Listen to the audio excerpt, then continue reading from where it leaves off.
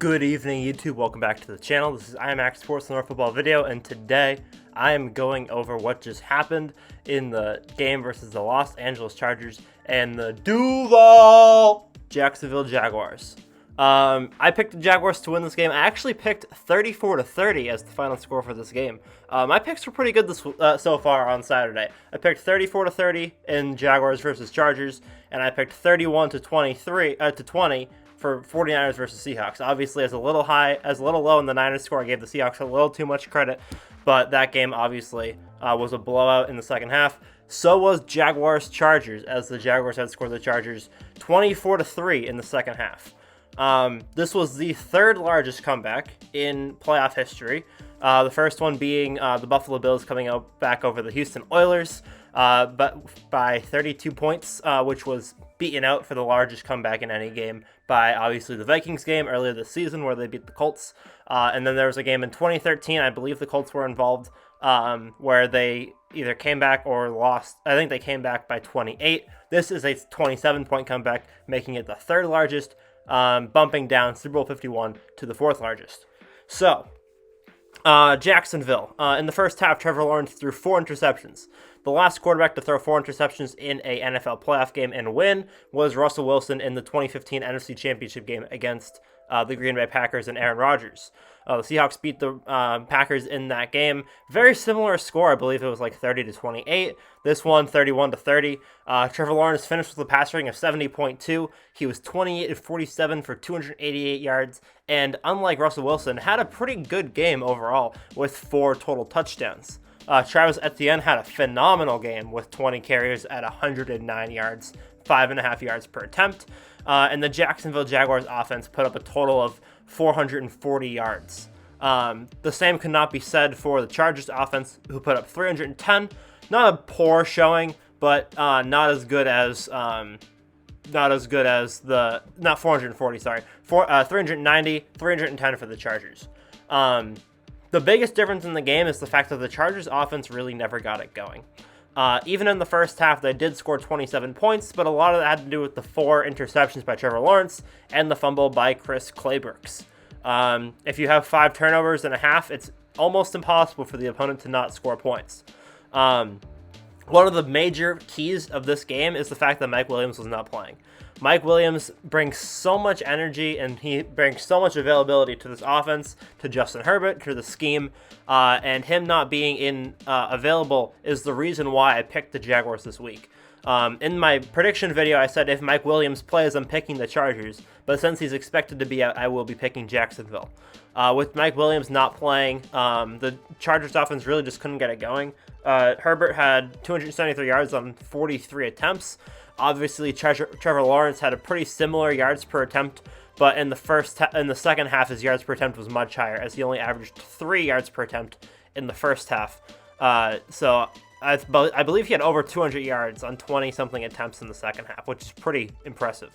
If you look at his second half pass rating, it's probably well over 100. Probably close to perfect, honestly. I'd need to do the math for that though. Gerald Everett and Evan Ingram, the tight ends, were the big receivers in this one. The 2 tight ends combined for 13 catches for over 200 yards and 2 touchdowns. And Trevor Lawrence had 4 different touchdowns to 4 different receivers. The only reason why the Chargers were in this game was because there were 3 interceptions by Asante Samuel Jr. His father, Asante Samuel, was a Patriots player, famous for dropping an interception in Super Bowl 42. But his son, the ball stuck to his hands all day long with 3 picks, and Drew Tranquill got an interception as well. Another major part of this game was a missed field goal by the Chargers where they could have taken a 13-point lead. The score was 30-20. Jacksonville was about to get the ball back as the Chargers were kicking a field goal, and Cameron Dicker missed his first field goal under 50 yards of his career. He's a rookie this season. He was 21 of 22 in his career so far. He had not made a 50-yard field goal yet in his career, but he had not missed from below 50. Today, he switched that around. Today, he made his first 50-yard field goal by kicking a 50-yard field goal, but he missed his first field goal below 50, missing, I believe it was a 40-yarder. That was the big change in the game, as it allowed Jacksonville to get some momentum, and it gave them a chance to get back in it with only a 10-point deficit. The other major factor was Joey Bosa. One major play in a previous drive with the Jaguars allowed the Joey Bosa had an unsportsmanlike conduct penalty, which allowed the Jaguars to continue their drive down the field. Which put the Chargers back in their own territory when they were starting their next drive. And then the second unsportsmanlike conduct penalty is what gave the Chargers the ability to go for the 2-point conversion on their final touchdown. It was 30-26. The Chargers were going to go for the extra point, but there was a unsportsmanlike conduct again by Joey Bosa, which put the Jacksonville Jaguars on the 1-yard line, and Trevor Lawrence was easily able to reach the ball over to get the 1 yard for the 2-point conversion, which put them at a 2-point deficit, which made a field goal give them the victory. It was a very, very, very bold call by Doug Peterson, but I think that Doug Peterson understood they need to get down the field either way, and if they missed it, then they just need the touchdown. Overall, it was a very good game by both teams. The Chargers defense played very well, and the Jaguars played very well all around. The Jaguars defense played very well considering the turnovers that the offense had, and the offense had a phenomenal second half. I also did want to go over this game as well, the Niners-Seahawks game. This game was less interesting, although it was close for half of the game. I did expect the Niners to win this one fairly handily, although I thought that there'd be a little bit more fight from Seattle in the second half. Seattle was winning 17-16 in the first half. It was a pretty tight game on both sides. Brock Purdy threw 3 touchdowns, and he got a rushing touchdown as well. Christian McCaffrey and Deebo Samuel were the stars of the show, though. Christian McCaffrey had around 150 yards. Deebo Samuel had around 165. Deebo also had a touchdown. He had a 74-yard touchdown reception from Brock Purdy. And Brock Purdy was 18 of 30 for 330 yards and 3 touchdowns. Brock Purdy officially has more games with 300 yards, 3 touchdowns, and a 130 pass rating in the playoffs than Tom Brady. That's a very random and specific cherry-picked stat, but I figured I'd share it, as Brock Purdy is the future GOAT, as he is Mr. Irrelevant, and he is undefeated. I assume he will stay undefeated until he has won enough games, as there are players that they passed up on before he was picked. Geno Smith, 25 of 35 for 253 yards, 2 touchdowns and a pick.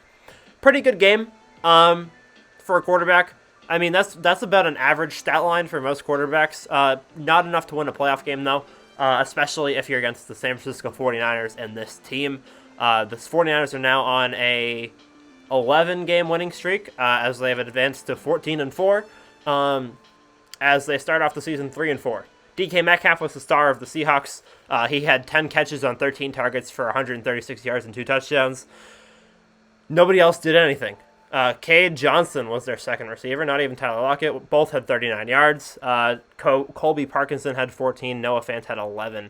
And Kenneth Walker had an okay game. He had 15 carries for 63 yards. But it wasn't anything like Christian McCaffrey's 15 carries for 119 yards with a long of 68. Nick Bosa recovered a fumble, and yeah, that was it for that game. Basically, the Niners ran away with it in the second half. Seattle couldn't do anything on offense. Before we knew it, it was 41-17, and then the Seahawks got a junk time touchdown before the 49ers ran out the clock. This game was a lot less interesting. Nobody expected it to be interesting. That's why it was Saturday at 4 o'clock. But the Jaguars-Chargers game definitely lived up to the hype. I expected this to be the best game of the week. Or the second best game of the week after, can't think of the other one that I thought was going to be exciting. The one that's, Bucks, Cowboys is going to be exciting. The only other exciting game was going to be, Bengals, Ravens, but Lamar isn't playing. So, Cowboys, Bucks is the only other game really to look out for. The Giants-Vikings game could be interesting, but I really don't expect that to be a whole big hullabaloo. I think it's going to be similar to their first matchup, where both teams play very solid football the whole game. It's kind of close. It's kind of interesting, but it's not going to be anything like this. So, yeah, that's what just happened. If anyone was interested, third largest comeback of NFL history in the playoffs. So, thank you guys for watching. Hope you guys enjoyed. Leave a like if you enjoyed the video. Subscribe to the channel if you're new, and I'll see you guys on the next one. Peace. Huge shout out to Quinn Lacey for supporting the channel with a channel membership.